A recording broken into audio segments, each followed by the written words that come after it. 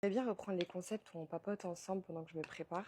Et aujourd'hui, on va parler de ce qui se passe en ce moment. C'est une histoire qui me touche plus particulièrement parce que, comme vous savez, moi j'ai stream avec eux et je devais retourner pour une explication avec Koudou. Vous savez que je suis la petite sœur de Koudou. Donc, ce sont des personnes que j'ai fréquentées. Il faut savoir que moi, j'ai jamais regardé leurs concepts. Je stream aussi sur Kik. Théoriquement, je préfère être concentrée sur mon contenu que le leur. Et je les avais vraiment jamais dans mes pourtours parce que c'est pas du tout mon centre d'intérêt. C'était les top 1 français de la plateforme sur laquelle je stream où la visibilité est hyper compliquée à avoir. Et que j'avais fait deux concepts. Le premier, c'est j'apprenais à les mettre à l'aise lors d'un date et le deuxième, on cuisinait ensemble. Et je les connais beaucoup plus en dehors des streams du coup. Parce qu'ils ont déménagé à Malte et moi j'y étais. Subjectivement parlant, de mon point de vue, de mon expérience, vu qu'on se voyait vraiment en dehors des lives, je pourrais jamais dire qu'ils ont été violents avec JP. Je parle bien d'en off. C'était des frères qui rigolaient entre eux et dehors il n'y avait aucun signe de violence, aucune agressivité et ni même aucune insulte. Si on me demandait mon avis sur ce qui s'est passé, d'un côté je me dis, et ça toutes les personnes qui suivaient vraiment JP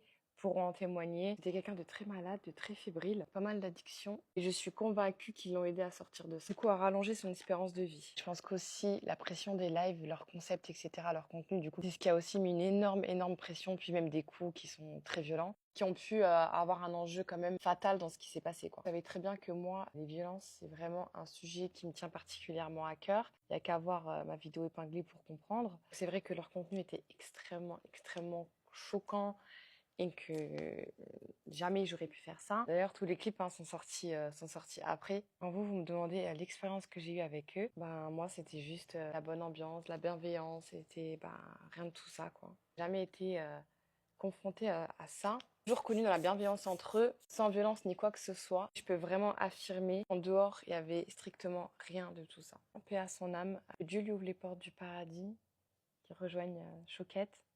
Faut jamais cesser les prières parce qu'on ne sait pas où est-ce qu'il se trouve. À travers la force de nos prières qu'on peut le ramener au paradis s'il est au purgatoire. Gros courage à sa famille, à tous ses proches. Tout mon soutien sont envoyés vers les personnes qui ont pu fréquenter cet homme et qui ont pu lui accorder un sourire et des moments de bonheur dans sa vie.